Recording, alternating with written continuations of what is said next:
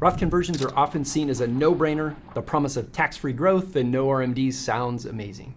Using a small Roth conversion strategy is projected to save one couple $1.1 million in taxes. My business partner Alex shared their story in a recent video. There's a link in the description. But what if I told you that for many retirees, converting to a Roth can actually cost more than it's worth? Today I'll show you 9 scenarios where converting might not make sense and why skipping it could save you from a costly mistake. So let's dig in.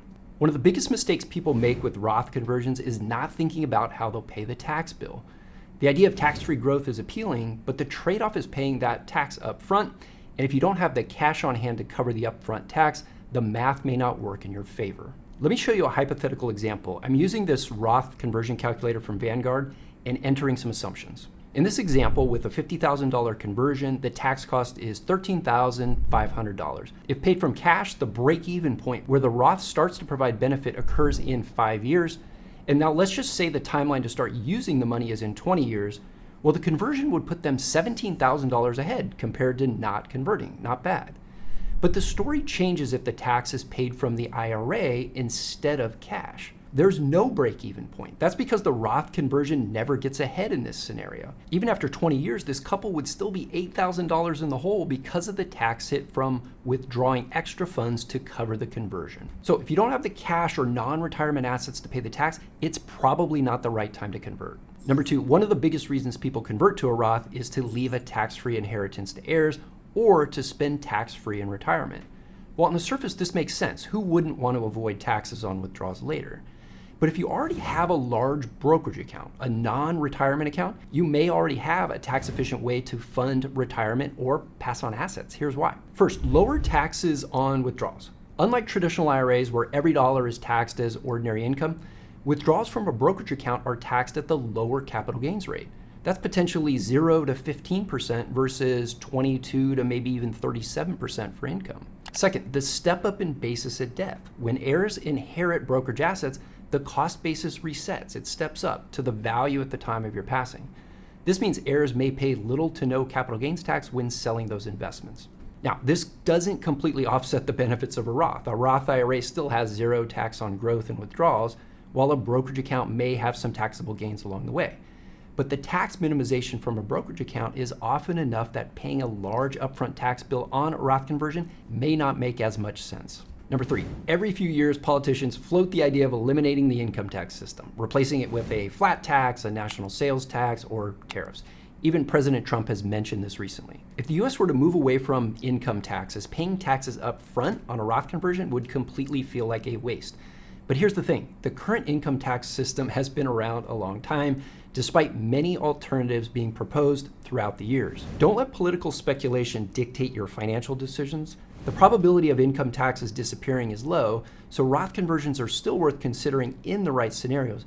But it's good to be aware of potential tax changes because eliminating the income tax would obviously be a massive shift and a killer to Roth IRAs. 4, one of the biggest reasons people consider Roth conversions is to avoid required minimum distributions, RMDs. They can become huge tax bombs in retirement once you hit age 73 or 75, depending on your birth year.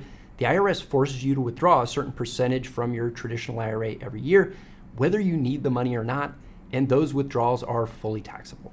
Converting to a Roth eliminates RMDs. But what if you're giving to charity? This is where qualified charitable distributions or QCDs come in.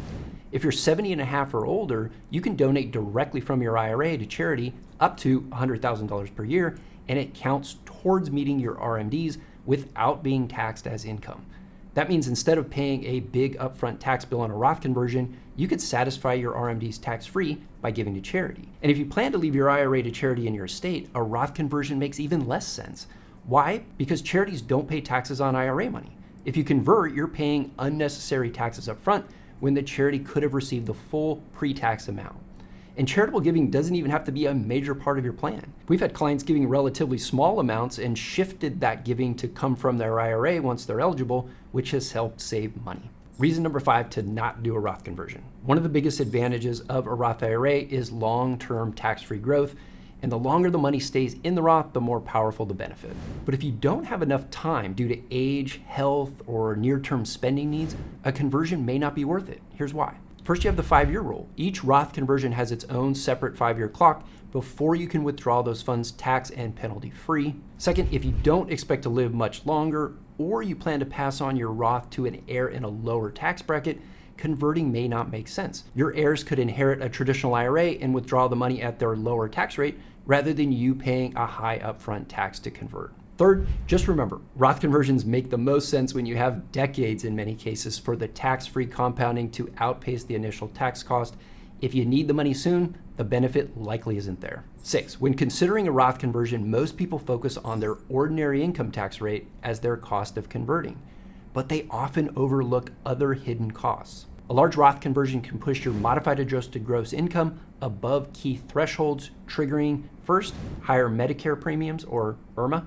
If your income exceeds certain limits, you'll pay hundreds to thousands more per year in Medicare Part B and D premiums, or you have to consider the loss of ACA subsidies. If you're on an Affordable Care Act health plan, a conversion could eliminate your health insurance subsidy, making coverage significantly more expensive. Factor in these potential costs before converting, not just your marginal tax rate, to avoid unexpected surprises. 7, Roth conversions work best when you expect to be in a similar or higher tax rate in retirement. The fact that we're at historically low tax rates currently is an argument in favor of the Roth. But what if you expect your tax rate to drop significantly? Now, the most obvious reason your tax rate might drop is earning less taxable income in retirement, but another big factor is where you live. See, I live in California and I see so many retirees often move out of state, often to lower tax states like Florida or Texas to reduce their tax burden. So it may not make sense to pay California, New York, or New Jersey tax rates on a Roth conversion if you're heading to a low income tax state in retirement. Number 8, let's be honest, no one likes writing a big check to the IRS. Even if a Roth conversion makes sense mathematically, the pain of paying a large tax bill up front can be a deal breaker. So what's an alternative to diffuse that RMD tax bomb if you can't bring yourself to pay Roth conversion taxes? Well, one alternative is the pro rata withdrawal method, taking money from both brokerage and pre-tax accounts earlier in retirement to fill the lower tax brackets. This can help balance tax efficiency while avoiding a painful tax hit. Finally, if you're still working and earning a high income, your income likely puts you in a higher tax bracket today than it will be in early retirement.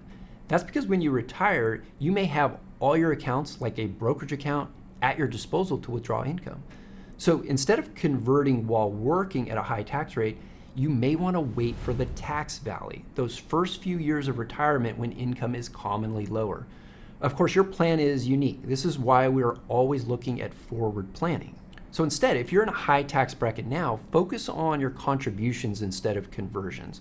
It's often better to optimize pre-tax contributions to your 401k with maybe some contributions to a Roth IRA or a Roth 401k while working.